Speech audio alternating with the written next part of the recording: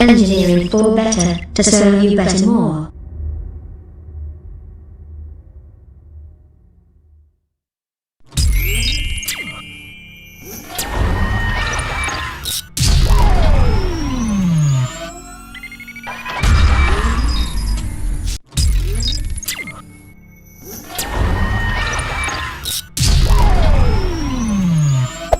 Hey there. Subscribe to my channel. And also press this bell icon.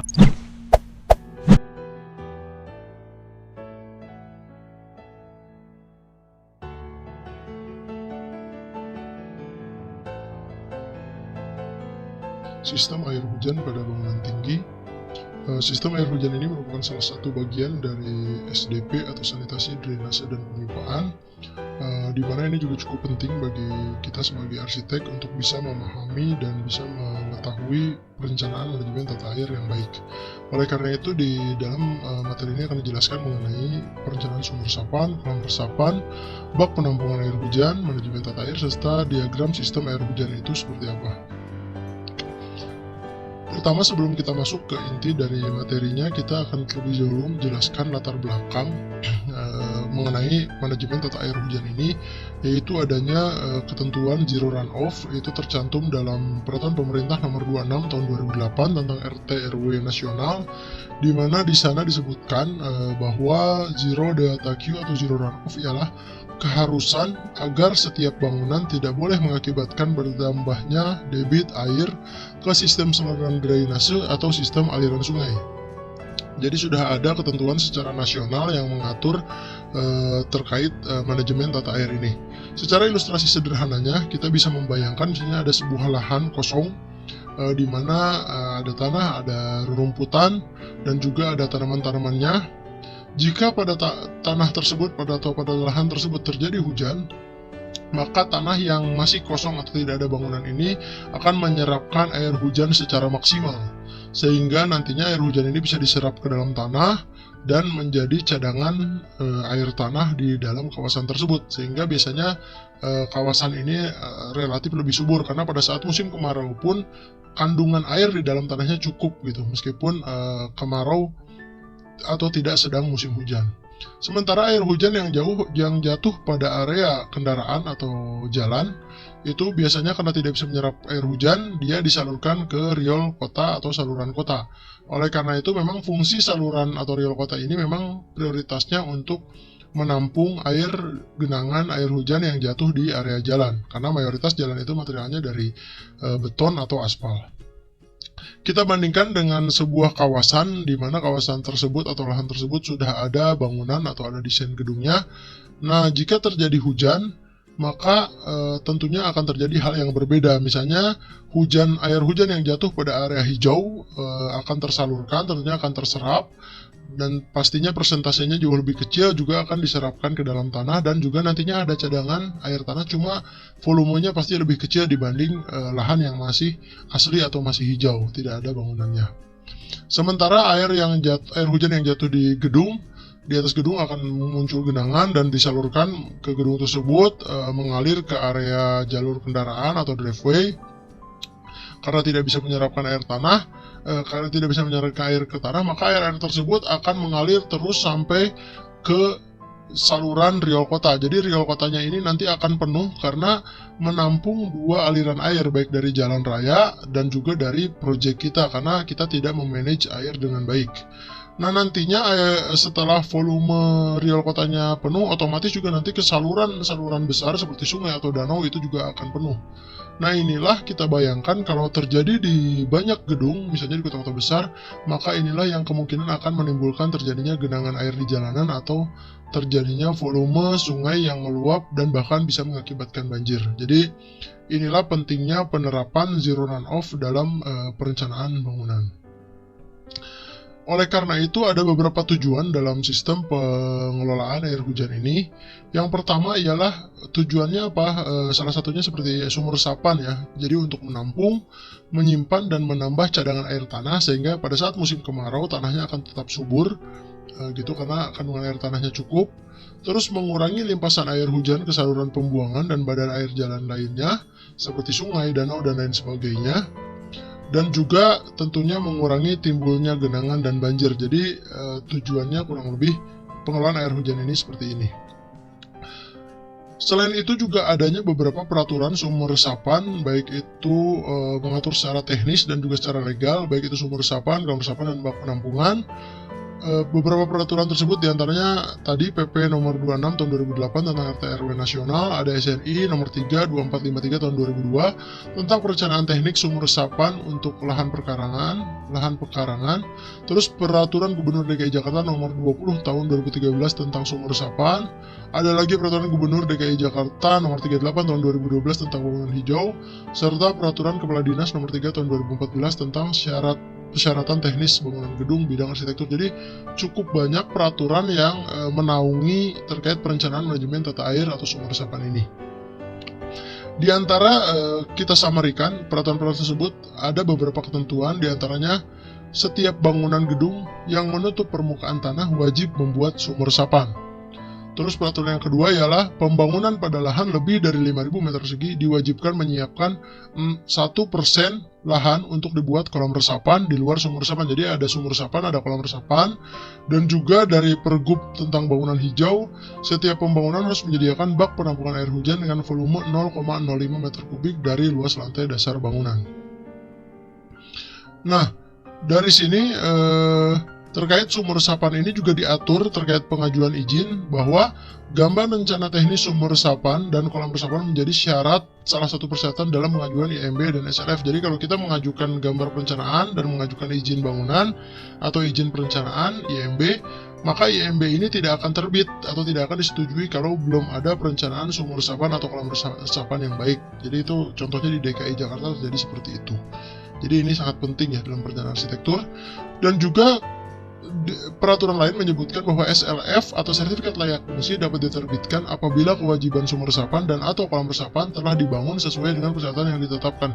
Jadi misalnya gedung kita sudah dibangun, nanti akan ada pengecekan dari dinas terkait komitmen apakah sumur resapannya dibangun dan kolam resapannya sesuai dengan ketentuan dan regulasi yang ditetapkan. Jadi nanti kalau misalnya ternyata pembangunannya tidak sesuai, entah volumenya atau jumlahnya dikurangi, maka nanti SLF atau sertifikat layak fungsinya tidak akan terbit. Jadi percuma kita membangun bangunan yang desainnya oke, gedungnya baik, tapi perencanaan sumur resapannya tidak ada, jadinya SLF atau sertifikat layak fungsinya tidak terbit. Jadi ini menjadi cukup penting baik secara teknis dan secara regulasi.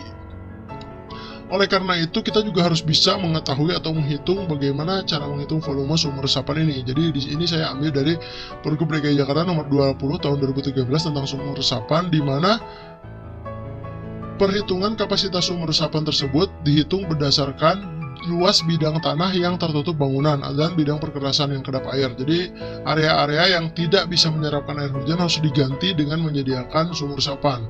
Contohnya misalnya kita lihat saja di baris kelima, misalnya ada luas penutup bangunannya misalnya 200 meter persegi, maka kita harus menyediakan minimal volume sumur resapannya 12 meter kubik. Nanti 12 meter kubik itu apakah mau disebar menjadi 12 buah sumur resapan atau hanya 6 sumur resapan, itu boleh-boleh saja tergantung kondisi lahannya. Jadi kalau 6 sumur, misalnya volumenya 12 meter kubik, dibuat 6 sumur resapan, maka masing-masing volumenya 2 meter kubik.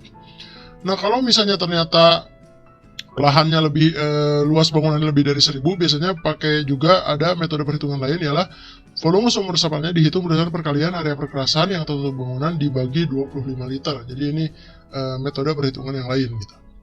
Untuk lebih jelasnya, kita coba langsung contohkan cara menghitung volume sumur resapan kolam resapan dan bak penampungan air hujan. Terlebih dahulu tentunya kita memerlukan informasi seperti luas lahan dan luas bangunan dan luas perkerasannya. Jadi misalnya ini ada sebuah lahan, luasnya 10.000 meter persegi. Nah ini menjadi dasar untuk perhitungan nanti kolam resapan. Terus kita juga harus menghitung area tadah atau area yang tidak bisa menyerapkan air hujan, yaitu misalnya bangunan, dihitung luas bangunannya misalnya 5.000 meter persegi. Terus juga harus dihitung juga luas area perkerasan di halaman.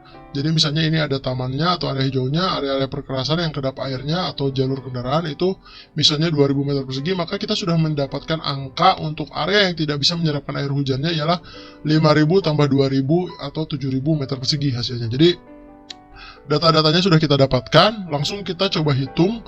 Pertama volume sumur resapan, jadi ini langsung saja dari luas area tadah dari 7.000 meter persegi dibagi 25 liter tadi sehingga menghasilkan 280 meter kubik volume sumur resapannya. Jadi ini yang dibutuhkan untuk kawasan kita. Jadi nanti desainnya bisa disesuaikan dengan kondisi lahan. Misalnya dicontohkan di sini kita buat 28 buah sumur resapan dengan volume masing-masingnya 10 meter kubik. Jadi itu boleh-boleh saja tergantung untuk lahannya. Terus kedalamannya ada ketentuan minimal 1,5 meter. Jadi muka air tanahnya itu harus dicek di kawasan tersebut. Kalau bisa memang sumur resapannya minimal dalamnya 1,5. Jadi nanti volumenya tinggal disesuaikan saja, bisa 2 meter kedalamannya atau dalamnya 5 meter, itu tergantung desainnya. Itu terkait sumur resapan. Terus kita lanjut ke perhitungan kolam resapan. Kolam resapan itu caranya dengan menghitung luas lahan tadi 10.000 meter persegi dikali 1%, menghasilkan 100 meter persegi secara luas, dan volumenya ialah 100 meter kubik karena kedalamannya kalau kolam resapan itu minimal 1 meter. Jadi ini contohnya volume 100 meter kubik kolam resapan. Itu kita juga boleh tidak satu kolam tapi dibagi dua, misalnya satu kolamnya 50 meter persegi atau 50 kubik dan satunya 50 meter persegi juga, itu boleh. Terus yang ketiga ialah menghitung volume bak penampungan air hujan. Bak penampungan air hujannya ini dihitung berdasarkan luas bangunan atau luas lantai dasar secara peraturannya. Jadi misalnya bangunan kita tadi luasnya 5.000 meter persegi, tinggal dikali 0,05 meter kubik maka menghasilkan 250 meter kubik. Sehingga kita juga sudah memperoleh volume bak penampungan air hujannya yaitu 250 meter kubik. Nah ini secara desain nanti disesuaikan dengan kondisi lapangan. Jadi setelah kita hitung didapat kesimpulan total volume air hujan yang dapat ditampung pada kawasan kita ialah kurang lebih sekitar 280 tambah 100 tambah 250 sehingga menghasilkan angka 650 meter kubik volume air hujan yang dapat ditampung dalam suatu waktu. Nah ini nanti tujuannya untuk apa? Jadi kalau misalnya oleh konsultan hidrologi atau Zero Runoff itu dia punya perhitungan yang lebih detail. Misalnya curah hujannya dihitung, nanti dihitung curah hujan tertinggi pada suatu kawasan. Nah nanti di-compare dengan volume seperti ini, misalnya 630 meter kubik, kita bisa mengetahui berapa lama surutnya air hujan kalau terjadi hujan yang sangat besar di kawasan kita. Misalnya dengan 630 meter kubik dalam waktu 15 menit misalnya atau setengah jam, seluruh air hujan akan terserap ke dalam tanah gitu dengan cepat gitu, karena volumenya cukup besar. Kurang lebih seperti itu arahnya.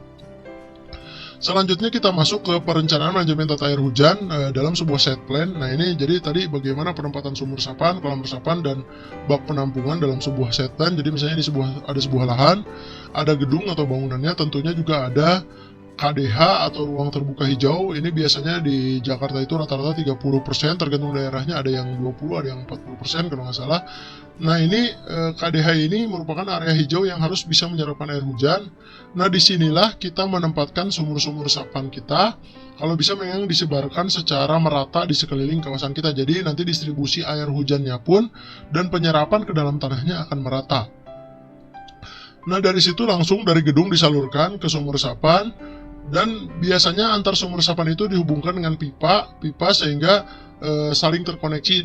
Jadi kalau misalnya satu sumur resapan penuh akan overflow atau mengalir ke sumur resapan yang lain sehingga sebaran airnya merata. Jadi nanti dari gedungnya bisa diatur ya dari sisi yang mana air itu akan mengalir ke sumur resapan. Dari situ juga terkoneksi ke kolam resapan air hujan. Jadi nanti tadi kolam yang sudah kita hitung juga itu terkoneksi juga. Jadi semuanya dalam sebuah sistem.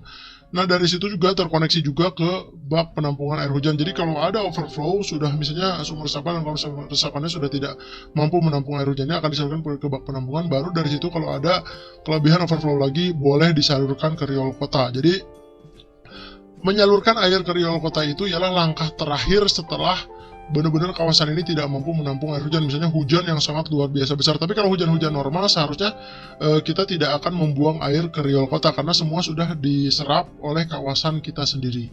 Begitupun kalau ada air-air dari driveway atau dari jalur kendaraan, maka di lingkungan tersebut pastinya ada saluran drainase. Ini juga tidak boleh langsung dibuang ke riol kota, tapi harus disalurkan ke sumur resapan terdekat. Jadi ini juga penting, dan juga ke kolam resapan, sehingga secara manajemen tata air di kawasan kita tidak membuang air atau menambah volume air di saluran riol kota dan yang akan mengakibatkan genangan dan banjir tadi. Itu terkait manajemen tata air hujan secara set plan.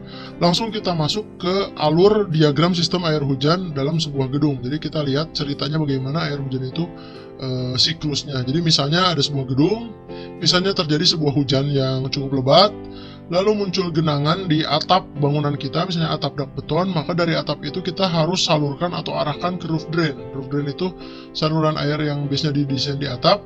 Nah, biasanya diarahkannya itu dengan sloping atau kemiringan dak beton di atapnya atau dengan gatar-gatar. Nah, dari roof drain ini baru disalurkan ke pipa air hujan. Dan biasanya pipa air hujan itu horizontal dulu, digabung terus jadi vertikal, turun, dan secara gravitasi dialirkan lagi secara horizontal ke sumur resapan. Di sini ada ketentuan juga kemiringannya rata-rata 1-2% karena disalurkan secara gravitasi ya, supaya bisa mengalir dengan lancar. Terus dari atap itu juga kalau bisa roof drainnya disebar secara merata di sekeliling bangunan di dak betonnya. Nah, dari situ juga disalurkan juga sama ke sumur resapan. Nah, biasanya untuk pipa-pipa utama, karena atap bangunan HRC itu kan bervariasi. Kalau kalau bangunannya itu luas, tentunya pipanya lebih banyak dan kadang ukurannya juga sangat besar ya, bisa 15-20 cm pipa-pipa air hujan itu. Sehingga harus disediakan area khusus berupa shaft atau jalur-jalur untuk pipa air hujan, karena itu tadi, karena volumenya tergantung luas atapnya berapa, jadi biasanya cukup besar. Nah, selain itu juga pada suatu gedung biasanya, misalnya apartemen, ada juga yang memiliki balkon, di mana balkon itu akan menerima juga air hujan dari tampias ya, dan juga kadang dari outdoor AC, tetesan-tetesan, dan juga dari pot tanaman. Jadi biasanya ada planter atau tanaman di pot itu menyiram tanaman, biasanya ada air sisanya masuk ke floor drain itu yang seperti di kamar mandi kita, itu juga disalurkan secara vertikal ke sumur resapan. Cuma biasanya pipanya lebih kecil, mungkin sekitar 3-4 in, 7,5-10 cm, sementara pipa-pipa utama itu bisa sampai 20 cm-an. Nah, dari situ, dari sumur resapan maka akan diserapkan ke tanah, jadi tanahnya akan mengandung kandungan air, dan otomatis desain sumur resapan ini juga harus memiliki struktur, misalnya pakai bis beton yang berpori, jadi bisa menyerapkan air ke dalam tanah, dan biasanya di bawahnya pakai pasangan batu kosong, tidak pakai adukan gitu. Jadi air secara cepat akan terdistribusi atau menyerap ke tanah. Dari situ disalurkan ke kolam resapan. Kolam resapan juga sama, memiliki bagian bawah yang bisa menyerapkan air hujan. Jadi kalau sampingnya di beton boleh, tapi di bawahnya tidak boleh, harus bisa menyerapkan air hujan. Terus juga masuk ke bak penampungan, sehingga semuanya menyerap ke tanah itu kandungan air tanahnya, cadangan air tanahnya menjadi banyak gitu di area hijau tersebut. Baru dari situ setelah penuh overflow boleh disalurkan ke riol kota. Selain dari gedung, air hujan pada sebuah proyek juga sering kita temui di area driveway. Jadi mulai pintu masuk kawasan kita, misalnya dari jalan, mobil masuk ke gedung atau ke lahan kita, itu biasanya juga kalau musim hujan tentunya bodi mobilnya basah dan juga ban-bannya itu mengandung banyak air, itu nanti akan ada cipratan air atau genangan, itu harus dialirkan juga ke suatu yang namanya water trap. Jadi water trap itu biasanya ditempatkan di depan pintu masuk proyek kita untuk menampung air dari driveway atau jalur kendaraan kita, sehingga mencegah air tersebut membanjiri jalanan. Karena biasanya di gedung-gedung yang tidak punya water trap itu, air itu seperti sungai mengalir ke jalan sehingga jalannya tergenang gitu. Nah, itu tidak boleh karena peraturannya ada, harus menyediakan water trap. Nah, water trap itu nanti disalurkan juga ke sumur resapan ke dalam lahan kita, dan sama sumur resapan itu nanti diserapkan ke dalam tanah. Selain itu juga air-air genangan di driveway atau di jalur kendaraan di proyek kita itu juga harus disalurkan ke saluran dalam atau saluran drainase. Ini juga sama, tidak boleh dibuang ke riol kota, harus disalurkan ke sumur resapan sehingga akan menambah cadangan air di tanah di kawasan kita juga. Nah, selanjutnya pada saat mobil itu masuk ke proyek kita, biasanya masuk ke parkiran, anggaplah parkirannya di basement, maka itu pun biasanya masih mengandung air dari ban-ban atau bodinya, itu juga harus disalurkan ke perangkap air bernama gutter. Jadi gutter itu biasanya ada di basement, saluran air, dan juga untuk menyalurkan air-air genangan di basement, biasanya ada air dari kendaraan atau misalnya ada air tumpahan, itu masuk ke gutter. Nah, karena gutter ini disalurkan ke sampit. Nah, karena sampit ini atau basement ini posisinya lebih rendah dari lantai dasar atau dari tanah, biasanya ditampung di sampit. Sampit itu sebuah bak yang untuk menampung air sementara, ukurannya rata-rata 1 meter kali 1,5 meter atau 1 kali 1 meter. Dan di situ ada pompa submersible atau pompa rendam yang akan memompakan air dari sampit menuju ke sumur resapan. Jadi air di basement pun harus bisa dibuang ke sumur resapan. Jadi jangan sampai basementnya nanti tergenang air ya, karena akan merugikan dan membahayakan. Jadi itu kurang lebih secara sederhana sistem air hujan pada sebuah gedung. Lanjut ke tambahannya ialah selain air hujan itu dibuang ke atau disalurkan ke sumur resapan, kolam resapan, dan bak penampungan, air hujan pada sebuah gedung juga bisa juga disalurkan ke atau dimanfaatkan ulang untuk recycle. Jadi disalurkan ke bak penampungan atau raw water tank untuk khusus air recycle. Jadi tidak harus air hujan itu langsung dibuang, karena sayang ya, airnya relatif cukup bersih, meskipun tidak bisa untuk biasanya untuk mandi dan untuk minum tidak memungkinkan, tapi bisa dimanfaatkan untuk fungsi-fungsi yang lain. Sehingga biasanya apalagi kalau gedung-gedung yang menganut green building itu ditampung dulu, di recycle, terus dipompa, difilter dulu karena biasanya masih mengandung pasir. Selanjutnya dipompakan lagi ke roof tank. Jadi ini menjadi air recycle. Roof tanknya atau tangki air atasnya dipisahkan dengan air bersih untuk mandi dan kebutuhan lainnya. Jadi ini khusus untuk air recycle.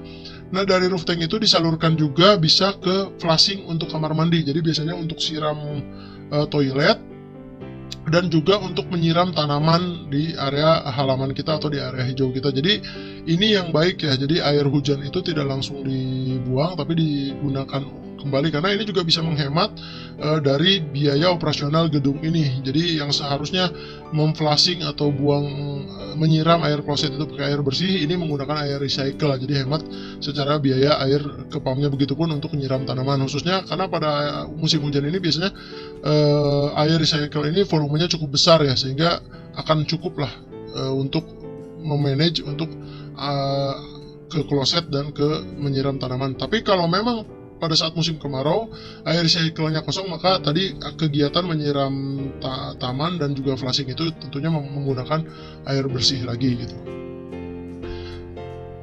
Demikianlah kesimpulannya terkait peran arsitek terkait dengan sistem air hujan ini. Kita dalam perancangan arsitektur harus bisa menghitung luas lahan, luas bangunan, dan area perkerasan kedap airnya untuk bisa menghitung volume sumur resapan, kolam resapan, dan bak penampungan air hujan. Selain itu juga dalam perencanaan site plan kita juga harus bisa menempatkan sumur-sumur resapannya seperti apa, penyebarannya, kolam resapan, dan bak penampungan air hujan. Itu kita harus perhatikan dalam merencanakan site plan kita. Dan juga menempatkan roof drain pada atap serta floor drain pada balkon. Ini juga kita harus mengarahkan posisi-posisinya dan sloping atau kemiringan dari lantai menuju roof drain atau floor drain tersebut pada area-area yang terkena air hujan. Selain itu juga penting juga untuk menyediakan jalur-jalur pipa atau shaft untuk pipa air hujan yang tadi sudah diinfokan, biasanya dimensinya cukup besar. Jadi kalau bisa dijadikan shaft plumbing khusus gitu. Demikianlah materi mengenai sistem air hujan dan manajemen tata air hujan.